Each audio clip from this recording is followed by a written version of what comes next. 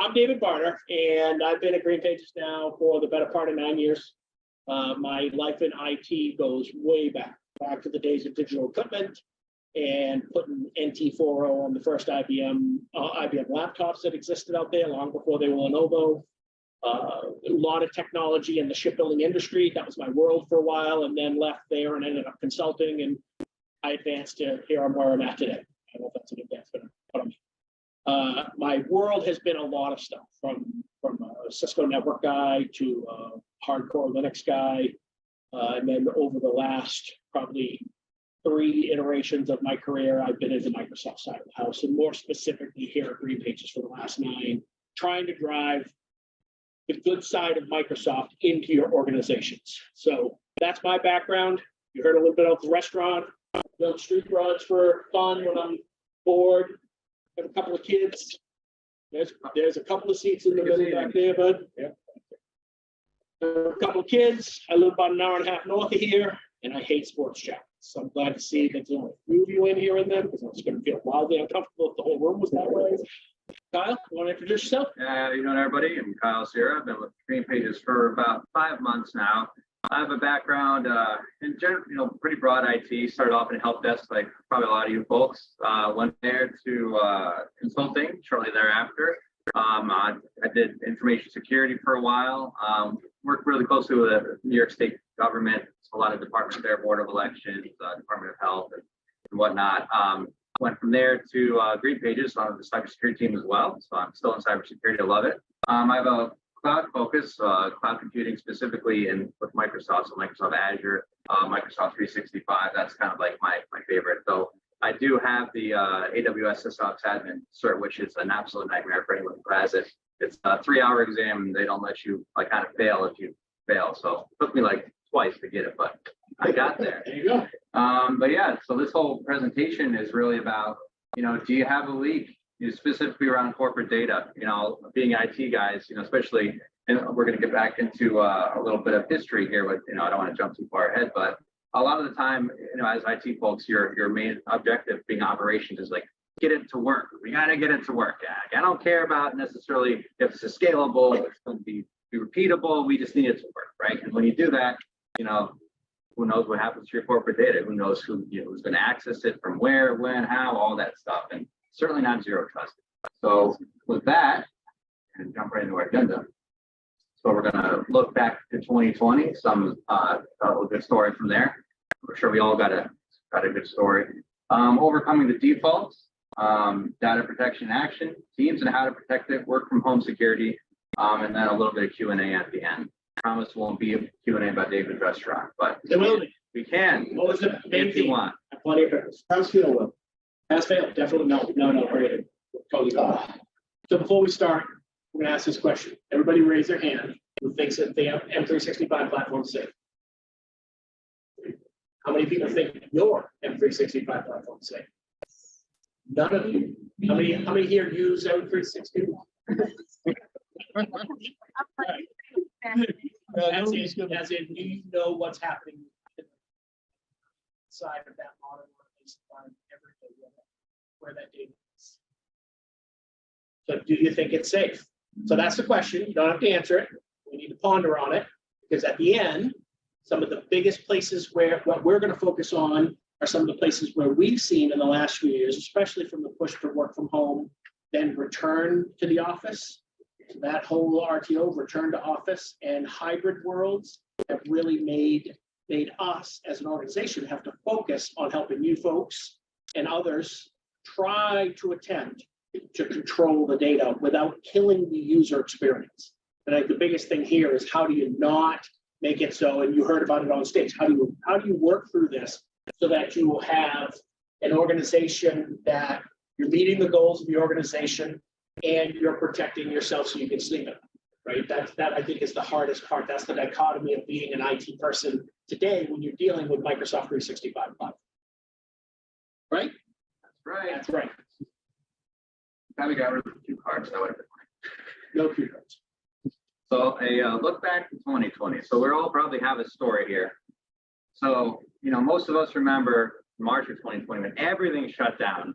We're like, oh my goodness, we either we don't have laptops. We're not, we're not mobile, right? But we got to get people in to the business network from home. How do we do that? So, you're like shaking down grandma, trying to get the laptop from her. Like, I need an extra laptop. You're asking your neighbor, you're asking your folks, because, in a lot of cases, like if you weren't mobile ready, you don't have laptops for your workforce.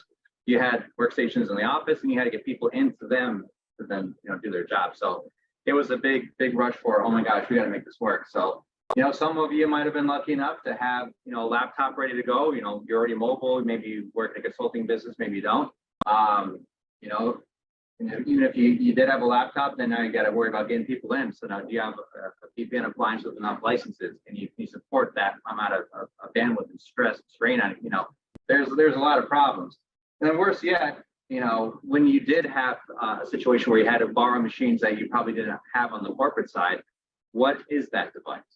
What is like grandma's laptop? Like, is it a Mac? Is it a Windows? Is it Windows 7? Is it Windows 10? Does it have antivirus? What does it have on it? You have no idea. All you know is that I got about a week to get our VPN client on here to get people into RDP to get on their machine so they can do their job. That was the mission. How many of you did that? How many of you had a VPN solution not widely spread throughout the organization, but because they were working on workstations and they weren't mobile, you had to deploy that VPN solution to get to RDP or to get to go to my PC in order to be able to get to that PC for them to work, because everything existed there. How many did that? How many had that environment? Sean, you had it? Yeah. You'd be surprised at how often it existed. I was shocked at how often it existed when we started talking to wealth management and how they came in and they worked on their machines locally, went home at night, and only in some of the elevated partner status that you might have had in some of the larger wealth management firms, the apps were all there because the apps were connected to a corporate network, but that corporate network was modeled by Raymond James or was modeled by Fidelity, and they were a subsidiary of, and couldn't take that device on because that network, they needed to be on that network in order to be able to connect. So the next thing you know, we have this proliferation of go to my PC. How many think go to my PC is secure? Absolutely not even close, right?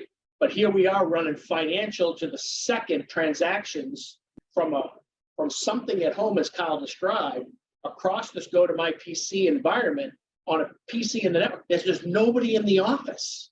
There's not a soul in the office to do anything about it. And so people were having to drive in to reboot machines. It was a nightmare for a lot of folks. So to Kyle's point, just having to drive into an upgrading technology to get by stuck for 3 years, still sticks today. Again, in our role as a consulting firm and working with you folks as customers, we're now in this evolution of trying to dig you out of this. And so there was a lot of get into the Microsoft 365 stack further than we were, right? How many here had started off with Exchange Online? Exchange Online, that was the first place you went, right? Did that what? 4 years ago, 5 years ago, maybe. Maybe you did it during COVID, but you at least were starting to move off of that mail platform. All of a sudden, now we need to collaborate. We don't necessarily, then you get this conversation of last year, okay, I need to use more of what we're paying for, and driving that in and having to offset all of these bad habits that were created because of COVID.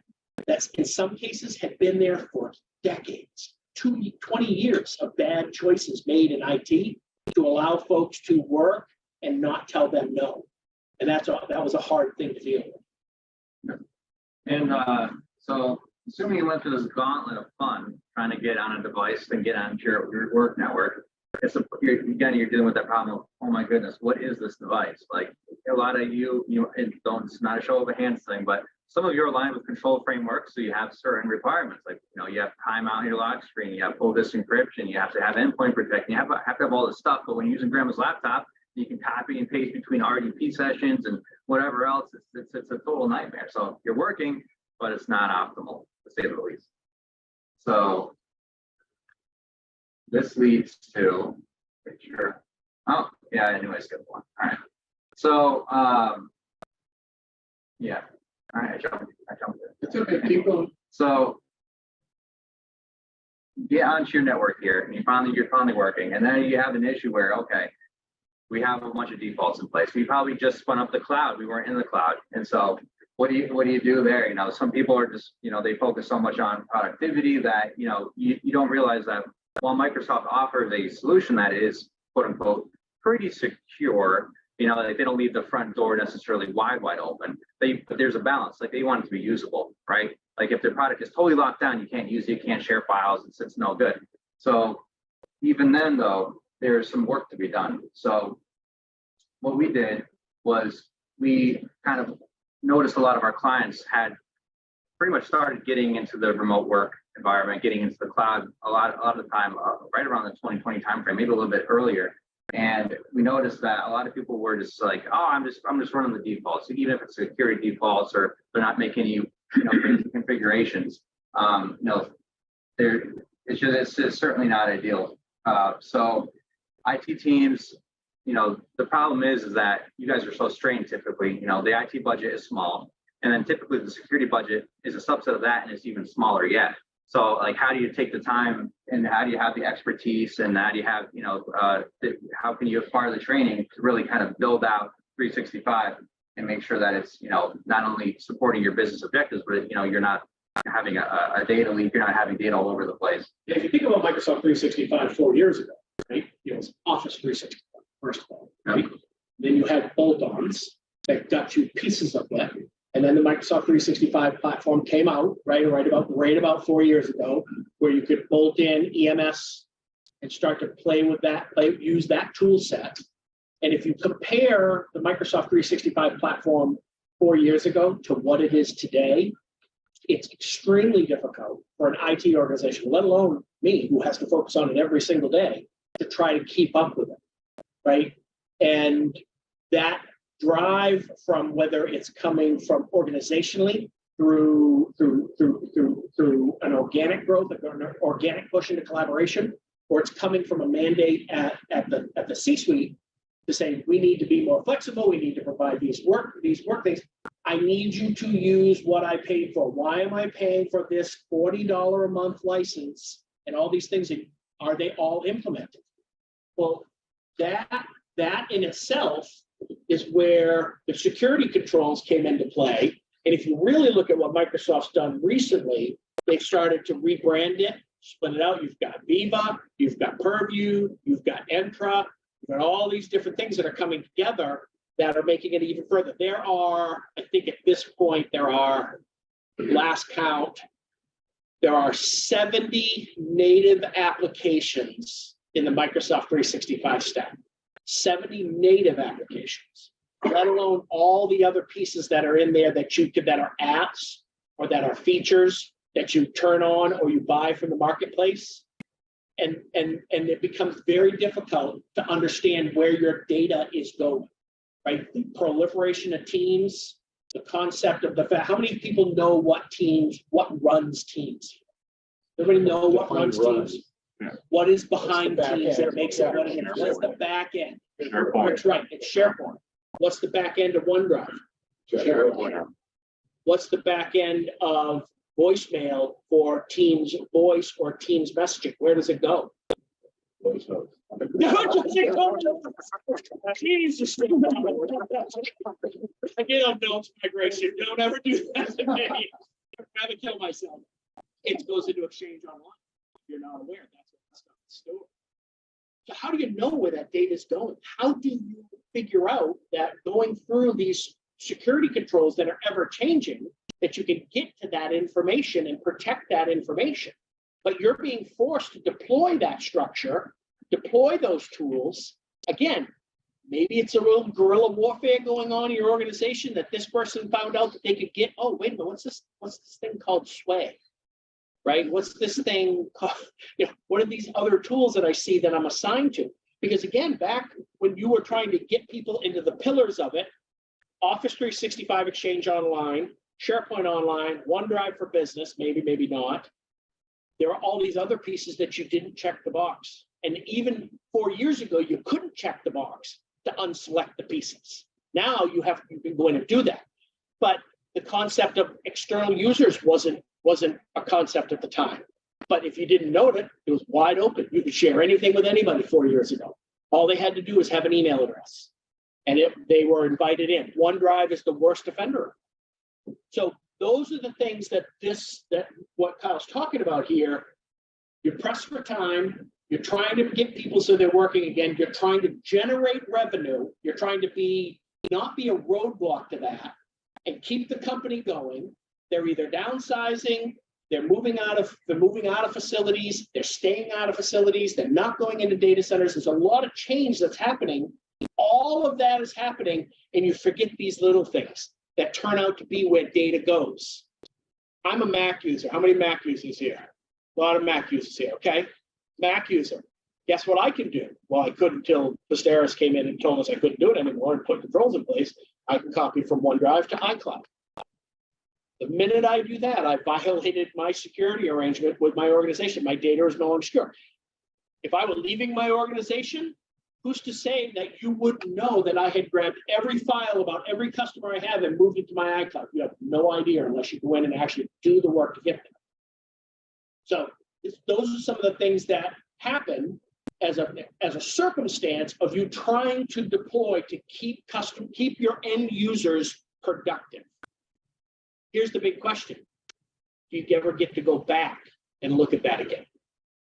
Do you ever get the time as an IT director, as a CIO, as the network manager, as the help desk to literally go back in and fix those things, let alone address the new stuff that Microsoft has introduced that took your secure score from where you had it at 550 is now 300. You're like, well, I didn't change anything. Well, Microsoft did. They introduced a whole new platform of stuff that killed your secure score, kills your compliance manager.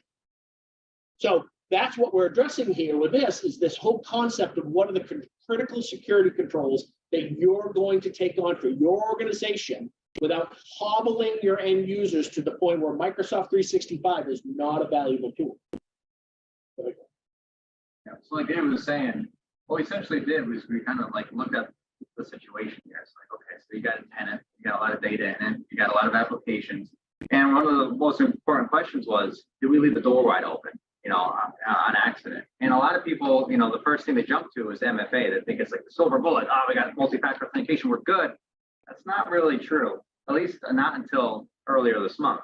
So the first control we look at is MFA, and that's not only like, are you using MFA? It's like, well, there's so many ways to carve that out. Well, what I always like to recommend is a risk-based approach to MFA, because a lot of people say like, well, we're gonna have MFA, but if you're in the corporate network internally, we're not going to prompt you because we don't want to like overwhelm you. But that comes with risk, right? What if you have like an insider risk? But if you got someone shoulder surfing, seeing your password, now they can take that password, they're not going to get prompted for MFA. Now they're in the account, right? So you got to look at it, things from a couple different dimensions, There are also tenant level security controls, and there are individual application level security controls. And it's really important to understand the difference of those, because making a tenant level security change can affect the usability of everything in the environment.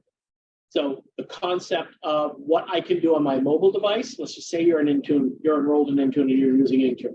What I can do on my mobile device and my PC, I'm setting it because I'm of a PC set of mind.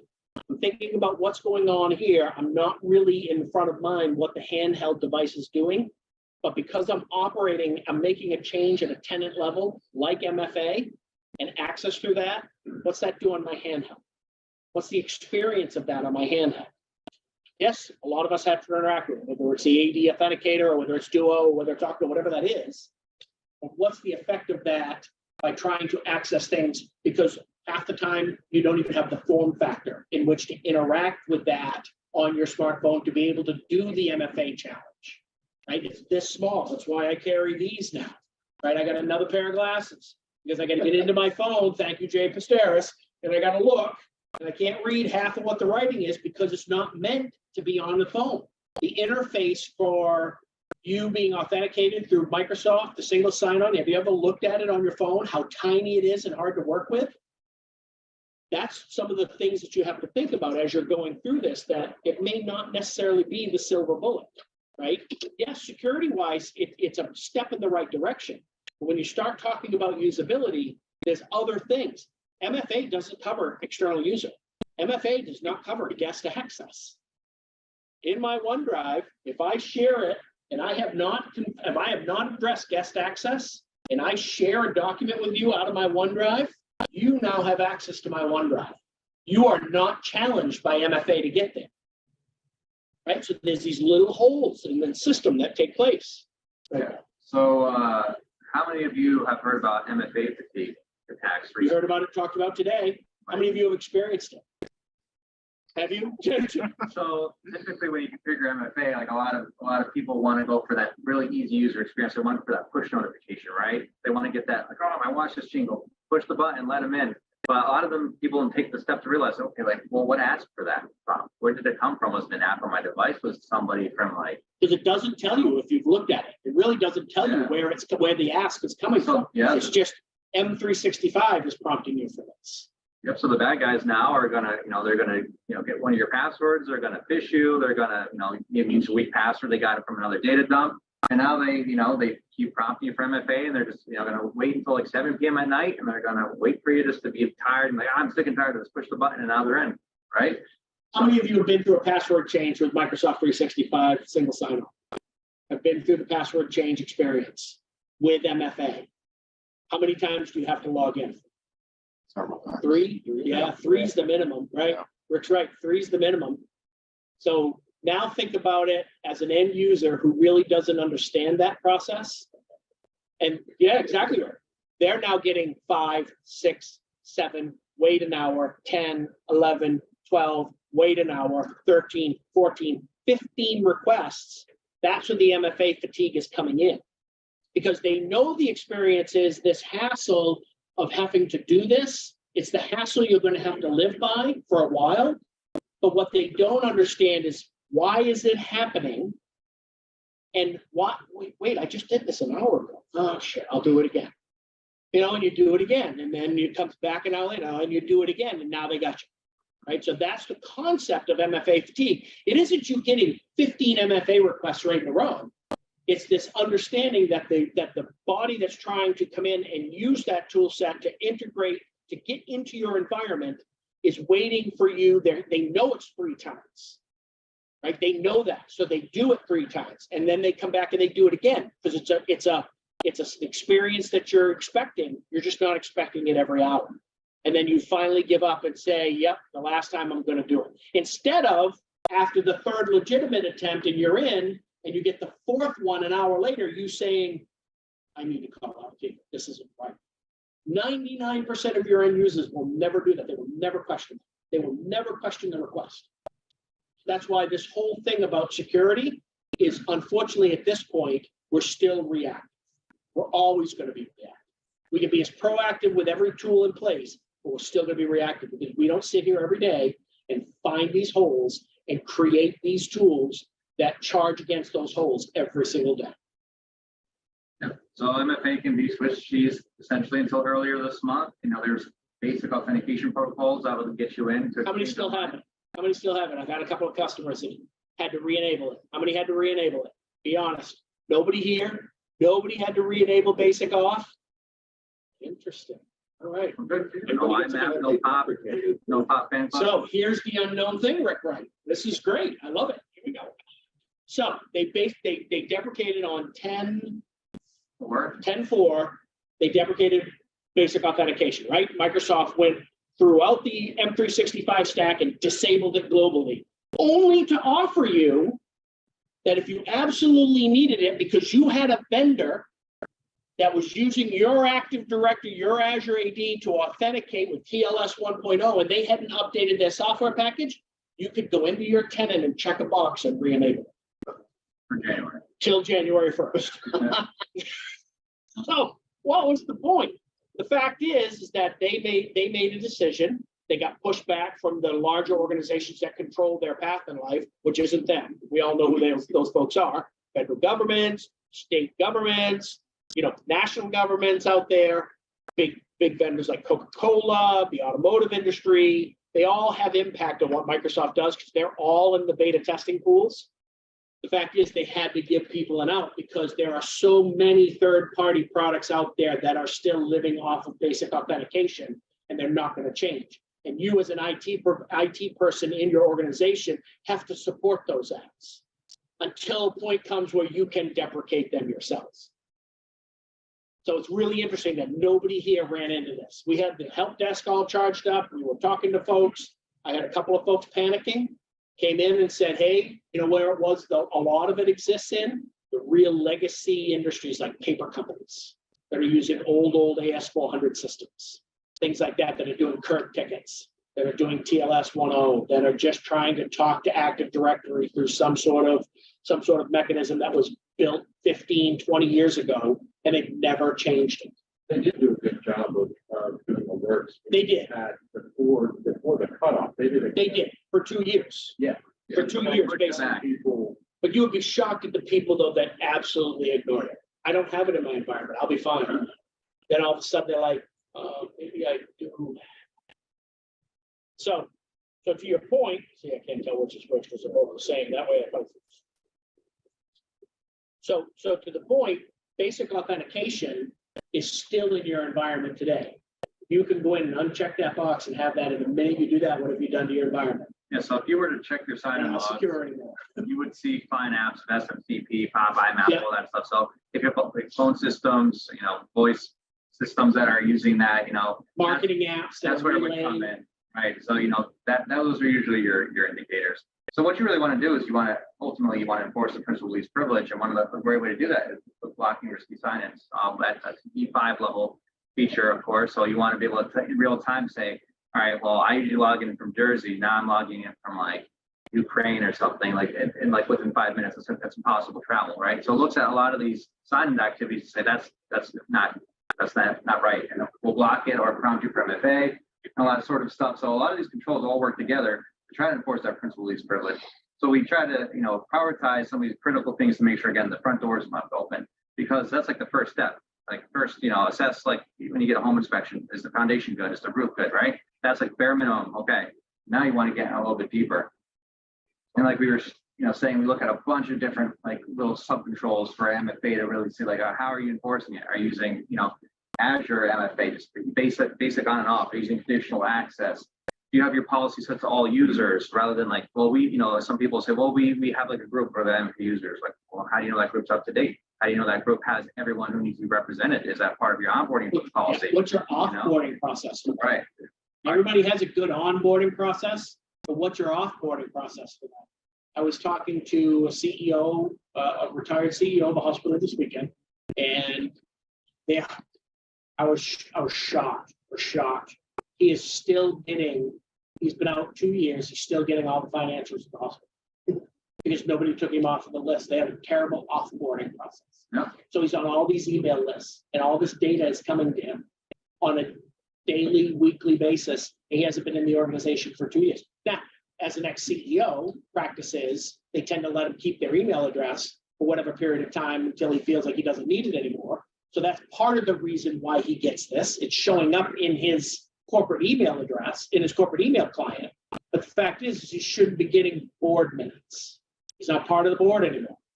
So if that's the simplest fact of dealing with lists, think of the other things in your offboarding process that you're not dealing with. So we're going to move past all of this, but two big takeaways. Try to prevent MFA fatigue. So we use verification codes in your app, try to get rid of that push notification at the very least. And then number two, try to make sure that if you are going to have, MFA be like a quote unquote, like one of your main layers of protection, try to get that risky sign-in implemented if you can, because you really want to know, if the sign-in is going to be, legit. It is a bolt-on too. You don't have to go to you have to go to the 5 series to get it. It's an Azure ADP2 feature. And there's 2 different versions. There's a version of it in P1 that goes so far for risky sign-in, and there's a second version that goes with risky sign-in and all of the automatic reporting and reaction that's in P2. So it can be bolted on to an Office 365 E3 or an M365 E3. Some NDR solutions are monitoring that. Yes. But you still get all the logs. Yes. Even if you don't have that bolt on. Yes, sir. All the logs are still there. Yes, sir. So 100%. And I know one of them here aren't the bolt we use. Yes. And they give us alerts on the possible travel. And all They do. And it's a good point. So I'm Mr. Microsoft at GreenPages. That's how everybody refers to me as, right? If it's Microsoft, I must know everything about it, which is virtually impossible. There's a lot of it I'd like to forget, right, Rick? Rick spent time at Microsoft, and I'm not responsible for what Microsoft does, right? That's this guy. He's actually Microsoft, Francesco. So you can blame it all on Francesco. The fact is, though, that there is an argument to be made, and I hate to say this because Francesco's head's going to literally pop off his shoulders, whether or not you do use the entire suite. There's an argument to be made for products like an Arctic Wolf, like a SaaS Alerts, like other third-party products that are outside of your organization, that are independently monitoring it, because more often than not, I do get, Kyle gets, Randy gets, Jay Martin, we all get this. I don't know that I trust Microsoft with everything, but they're telling me I got to use everything. And it's a tough position to be in when you're getting that pressure. If I go back to the beginning, getting that pressure from your C-suite to use more of what you paid for. Why do I need another app to do this? Don't we do this in Office 365? There is a definite argument to be made, because those tools like Arctic Wolf, great point, will take advantage of information that exists inside of the M365 logging environment without you having to have those tools bolted on. And it's a wash of cost. I'm paying for it out here, I'm paying for it in here. But the fact is, do you like that model? I've always been a big guy when it comes to email security gateway solutions. Do not use the Microsoft one. Why? They're already in your tenant. They're already in the door. It needs to be outside. It needs to be outside. It needs to be the first line of defense. Have it as a secondary line of defense. Wonderful. Great. Have as many as you want. But do not make it the first line of defense, because an active, hacked, Active Directory account, they're already in the door. And you talk to Randy Becker. He and I have had many conversations about it. We don't agree on much because we've worked together for 30 years. But he will tell you we're in the same boat. We believe the same way. That concept of being on the outside plays in situations like a tool set that's alerting you on information that's happening that you haven't configured in Office 365. So there's a valid argument to be made there about third-party product being part of your principal security platform when it comes to managing Microsoft 365. You can also leverage other pieces of information other than just that log. Yes, sir. You can match that up. Yes, sir. To the log from the workstation. Where's the workstation actually come from? You work for Arctic Wolf. I do not. I was just kidding. I'm just kidding. But you know the product, right? And you had good luck with it. It's not the only one that does it. Right. But having that, Yeah, right. Barracuda does it. yeah, having that third party, The third-party concept. it's all of your logs from all of your sources. They can then triangulate. Is it a false? We get. You get false positives all the time. positives all the time. And then you get a false sense of security with all of this in Microsoft stuff running that is not necessarily that accurate, right? It's not. Somebody turns on a VPN. False positive. You get so many false positives, you stop believing everything you need. Oh, yeah. How many of you get the service alerts from Microsoft 365? How many of you actually read the service alerts from Microsoft 365? Jeff Brown, you get them. I get them all the time, right? Because I have my dummy tenants. I have my test tenants. So tired of reading. I must get 17 SharePoint ones a lot, day. yeah. Holy mother God, and they're ambiguous. I think they're lies. You know, that makes me curious about Microsoft all the time. Why do you need to send me so many notices? Why is your stuff so screwed up? I mean, I worked there for 10 years and I I'm know, still not yeah. sure. I know, and that's that fatigue of this constant battle of data and information, where a product like an Arctic Wolf, again, not an Arctic Wolf commercial, but the concept of third-party product, which is specialized in this model, because remember, Microsoft is a Toyota. It is not a Lexus. It is not a BMW. It is not by far. It's a Toyota. Sometimes it's a Honda. Sometimes it's a Chevette. Okay, right? Or a Pinto, really poor concept of a car that explodes from the rear end. But the fact of the matter is that products like Arctic Wolf and others are purpose-built to help you do your job, right? And not necessarily use the Microsoft platform there to do that. It gets you part of the way. Like, We're gonna have to skip ahead a little bit, keep an eye on time here, but the big takeaway here is support the principal least privilege. You know, really analyze what you're doing, understand the cloud responsibility model. This is your front door, right? Understand what is your responsibility. how many folks are doing What least is privilege? Microsoft? How many folks are doing least privilege or trying to do least privilege? Yeah. Very important to do. So, and there's things, that you can do, because you're losing so much time. There's only so many of you. Again, look at E5, try that sign in risk with conditional access, get some automation there to force MFA, force password resets. Look into Azure Sentinel for your Siemens SOAR, get some automated response. So, we go through these controls here. We try to figure out, okay, what's very critical, how much effort is it going to take to kind of give you an idea of like what small hanging fruit to work on, protect that front door.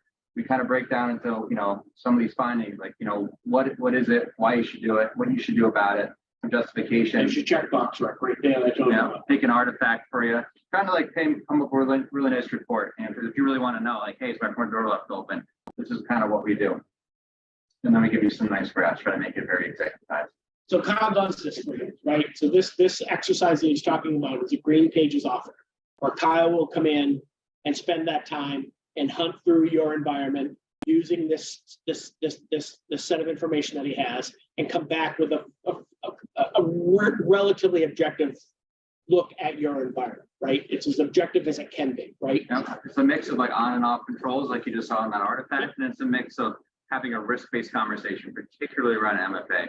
MFA, external users, guest access, your conditional access policies. One of the worst things you can do, and David touched upon it, is have your SharePoint, your OneDrive links be shared with anyone forever and always, like eternal links. So someone that got into a mailbox and they clicked on a link, that link's active forever. It doesn't expire, doesn't require authentication. So you think about that lateral movement that's across, the that's how default, they get right? there. You don't want that. So, now that you got the front door secure, you get one of these assessments done, you can do that. Look at the secure score. A lot of recommendations are there, but again, you got to look at it from risk. You want to get into deeper data protection, so things like DLP. How many folks use Secure Score and Compliance Manager? How many folks look at it? And look, Mark, you do. Anthony, you do. Okay. So most of you don't even look at your Secure Score, right? Don't look at Compliance Manager. Definitely good tools. Chaz? I do. You do. Good man. Good man. Yeah. Microsoft definitely has your back in a lot of that. It's hard to understand. Remember, Secure Score is Microsoft's concept of security in your organization. It's hard to understand why I can't get to Nirvana, and why everybody, when you read the blogs, 400 is the best you're going to get or whatever, because it's about usability. So just keep that in mind that, some of the tools that are out there too, the third-party stuff that we're talking about, only leverage Secure Score and Compliance Manager. They don't have their own engine. So you want to be wary of those organizations that are saying that they're just tapping into Secure Score and Compliance Manager. All right, so this is really interesting stuff. We've already talked about some of this today. The one that I thought was really important right here, this one from Checkpoint. And this word, unintentional. I don't think anybody really gets up in the morning, except for a disgruntled employee that hasn't left yet, that actually chooses to do this to make your lives miserable. I think it's far less of this and far more of this. Whether it be fatigue, whether it be literally just I clicked wrong. You know how many times we hear that I clicked wrong? I'm sorry, I clicked wrong. I didn't mean to do that. I knew I shouldn't have done that. But I was moving so fast, and click, and you're off and running. Next slide.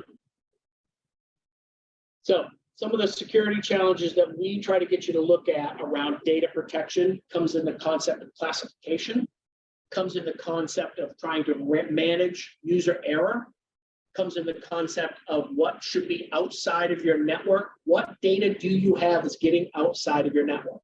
I gave you a perfect example of that. I'm an Intune Mac user. Don't you tell Jacob Ferris that I'm doing this. I'm an Intune Mac user. He's going to tell Jacob. I got a third of my organization with that. I know. I built it. I helped him with their Mac world. The iCloud user, heavy iCloud user for personal use, that I can transfer data on my Mac or my OneDrive to my iCloud. And I'm an Intune enrolled member. Right? It's a whole. There's a way around that. So Microsoft has the Defender for cloud apps. The Defender suite. Defender for endpoints. Yeah, and then you tie all that ideally again into your SIEM solution, into your Azure Sentinel, and then you implement. So you have like that repository, all your data connectors, funnel in your firewalls, funnel in your network devices, funnel in You can funnel in information from like AWS and Google Cloud from using Azure Arc. There's so many cool ways to kind of see it under one pane of glass, all your data, all these inputs, right? And then you have to utilize the sort aspect of it, the automated response to say, okay, you can create custom queries. If someone's signing in under these conditions, immediately run this playbook, and then we're gonna isolate that machine. We're gonna take it off the network. We're gonna turn it off and do an AV scan, whatever. Because again, there's only so much time in a day. There's only so many of you. There's only so much budget. So leveraging automation is one of the big things that you can do. And when you have like a sentinel-based approach, that's one of the better ways to do it, because it's all under one umbrella. It's all under one license. And you're already familiar with it. So dig deep, and you can use that. And solutions like DLP to complement it. So, how many used to the pyramid of IT, right? How long have we lived in this image? I think for some reason it still applies. I spend a lot of time at my maturity level here at GreenPages with the customers that I talk to, talking now about data governance. It's probably 3-4 conversations a week around what is the concept of data governance, what does it mean to do data tagging, labeling, what kind of effort is that, what are my results going to be when I take down that, if I get down that path, what kind of a headache am I creating for my internal staff when it comes to that? How do I maintain that? I personally work with a lot of consulting firms that are GreenPages customers that have very aggressive IT savvy general counsel who are always worried about this, are always asking a million questions about this. And it becomes the security team's job to define data tagging. And they think that it's required in order to figure out where your data is going. And that's not necessarily true. And that's part of what we work through, is to help folks understand that data tagging is a concept of it's a nice to have, it is not a necessity, right? Understand it's not a necessity. It's not like you're increasing the search engine optimization that you do with SharePoint or a website using SEO. It's about being able to use compliance-based rules and data that's tagged to enforce a behavior. And if you pay attention and do some digging into the Microsoft world, a lot of that is built in there for you. Microsoft has really gone quite a ways in building these templates that you can apply based on your compliance requirements. Maybe you're a NIST 853, maybe you're Sarbanes-Oxley. There's a list, there's probably 75 of them in there that you can apply this template towards your environment that will help you understand better, one, where your data is going, how to protect it, and exactly what control in the Microsoft stack to use to protect it. So you can do a self-audit. It's available to everybody. It's in everybody's tenant.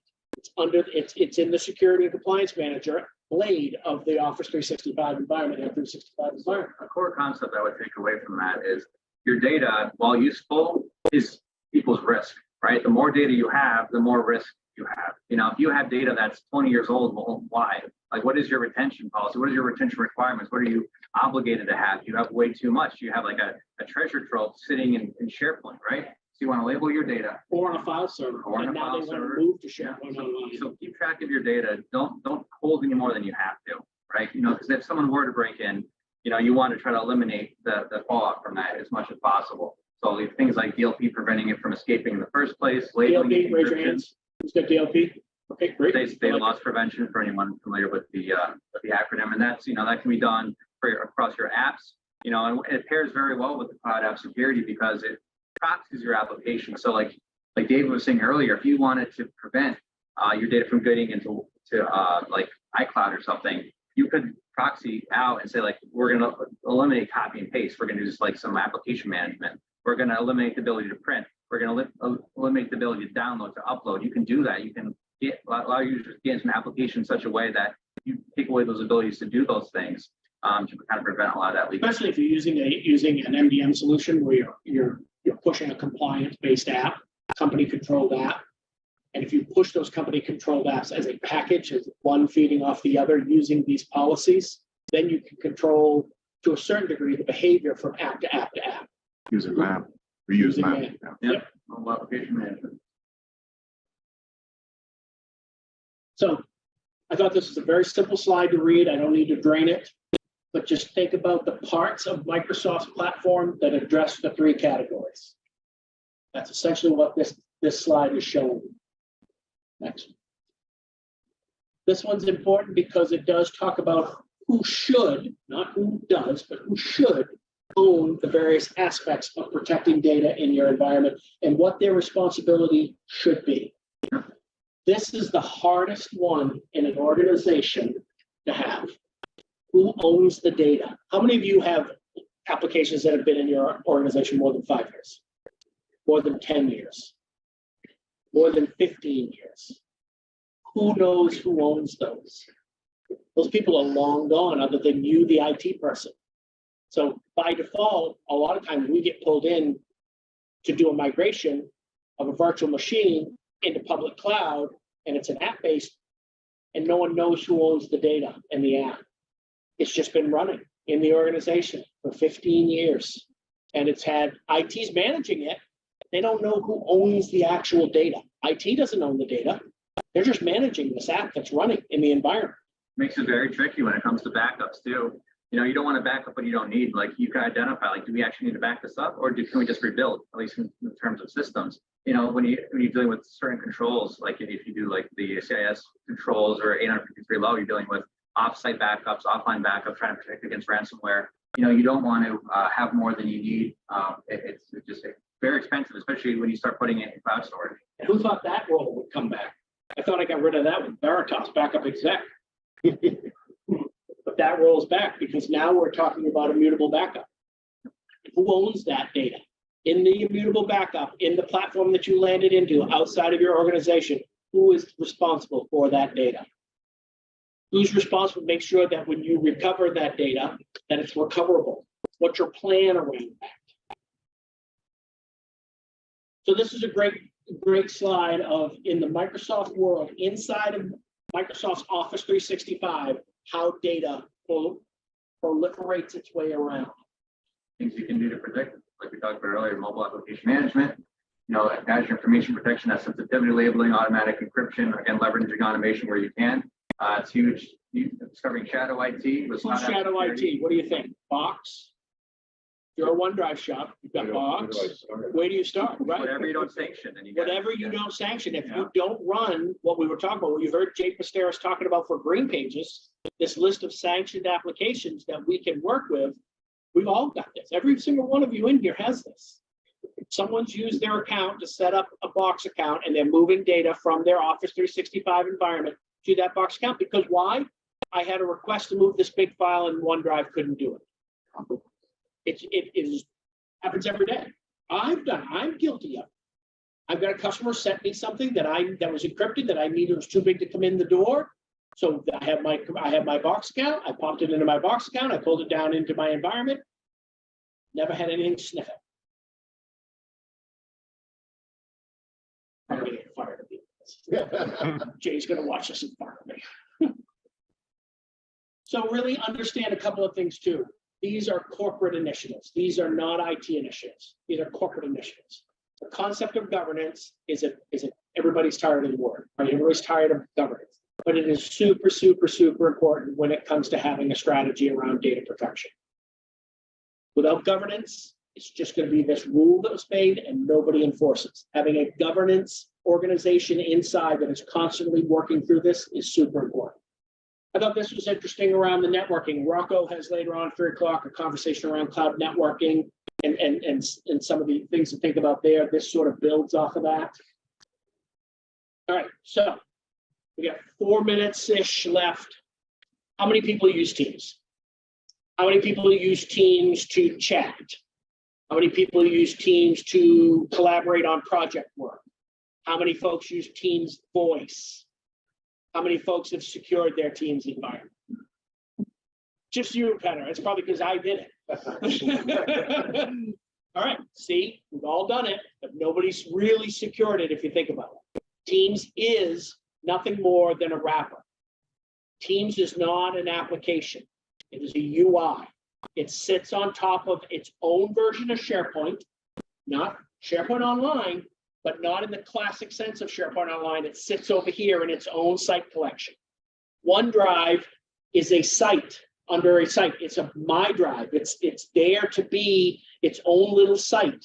inside of a different side, only visible by your administrators. So when you're making changes in your environment, you have to be cognizant of the fact that if you're focusing on SharePoint Online and Exchange Online, that you are affecting the usage of Teams. If you are making changes because it is Teams-based, you're trying to control Teams, you are globally making tenant changes that affect SharePoint Online and Exchange Online. You need to be cognizant of that, and you need to test. You need to make one change at a time. Test one change at a time, or you will render the products not useful. So there's a whole bunch of stuff that you can do. Some of it is great. Some of it's default. Some of it is way down the stack of whether this is necessary. So CASB, for instance, right? The concept of CASB is just starting to catch on again. It picked up its speed just before COVID. COVID killed it. Now it's back having this conversation again. For Teams specifically, these are the 11 steps that I believe make sense in order to deal with data in Teams. Make sure for MFA you have break glass accounts. That's very important. If you have just enabled MFA and you're just using text messages for authentication, let's say cell towers go down, like your companies like California, you got wildfires all over the place. You can't get that text, you can't get MFA. And if the only way into your tenant is with MFA, You have some. you're stuck. You're done. You know, so have a break glass account that is exempt from your conditional access policies, particularly around MFA. That way, you know, you can get in case of emergency. Okay, we're gonna go back one for just a quick second. Nope, too far. You know, I'll tell you. Right now, see, right there. Okay, so this is a mobile device, right? Everybody agrees. This is a mobile device. Does everybody understand that? I am linked from here. So the data that's in here is here now. I didn't issue this to the end user. The end user brought this to the table. So now you have a corporately owned policy of I'm giving you an iPhone. I'm giving Mona an iPhone. Here's your laptop, Mona. Mona, she's got her Fitbit. She's got her Android. She's got her Apple Watch. She wants to connect it because you know what? She's the CIO. She should be able to. But remember, this is in your environment, and this is another area where data can be moved around, and people forget about it. My rules of MFA, my rules of compliance will affect this and force you to change the code on it. But I've got to dig into the apps that are in there to see whether or not I can do what I need to do. This is another device. And guess what? You can't enroll these in intern. Go ahead. So these are some of the DLP rules that are out there, some of the conditions, the actions, and then if you go as far as the incident reporting, this sort of this breaks this down so you have a really clear understanding of how DLP affects teams. And with DLP, you can turn on an auditing mode, so you can create a rule, see how effective it is without actually blocking messages. But see the activity coming through and the effectiveness of your environment. You're going to need probably different levels of DLP. You want to focus on emails targeting executives, their high value assets versus, you know, different types of. How many have more than one DLP policy? All right, so there's 40 people in the room. There's 5 of you. We talk about external sharing. So this is terrible, very permissive. So anytime internal links, you don't want that. Some right in your mailbox. Definitely fix that. And then what would be work from home security? I think we'll go quickly. Yeah. So just to understand that Teams, Zoom, Slack, any of these apps that are collaboration based that you're deploying to your organization in a work from home, you need to understand what the device is, where the settings are, how they affect, and these are the things that I believe, Kyle and I believe are necessary for you to have a successful work from home strategy. And then there's this whole concept that of tiered protection. If you're not paying attention to Microsoft's move into Entra and the concept of tiered protection starting at least privileged access, this is where that all goes. This is how data and who can get to what. But this is really just that breakdown of least privileged access for data. This presentation will be available. This presentation will be available. Yep, and the recording of it will be too, so you can hear all my stupid jokes. All right, so big stuff. This is important. This whole conference is about security. It's all important. But the thing that's going to hurt you is your end user's behavior, and this is what they're using every day. And I don't care if they're a Teams user or a G Suite user, it happens every single day. So take it seriously. Treat your data and your users like they're at risk, because the users are the problem. The data doesn't go rogue on its own, right? It's it's not a self-driving car. And then finally, if you are concerned about it, or you have not, or you want Kyle just to come in and do a cursory review, absolutely. How many here are CSP customers? CSP customers for GreenPages? See those gentlemen in the back? They can do some of this for you with Cloud Checker. So ask for it in your monthly conversation that you have with them. I know those are very structured, but bring it up as a topic so they can come the next month prepared to have this conversation with you, or bring the information back to us through your CSP team to Kyle. If you're not a CSP consumer and you want this is what Kyle and the security team can bring to the table, or even the PS team. So, Kyle, his name, email address, mine, it's fake, go ahead and use it. But we appreciate it. Any questions, comments, concerns, critiques? No critiques, not a lot of critiques. Social stuff.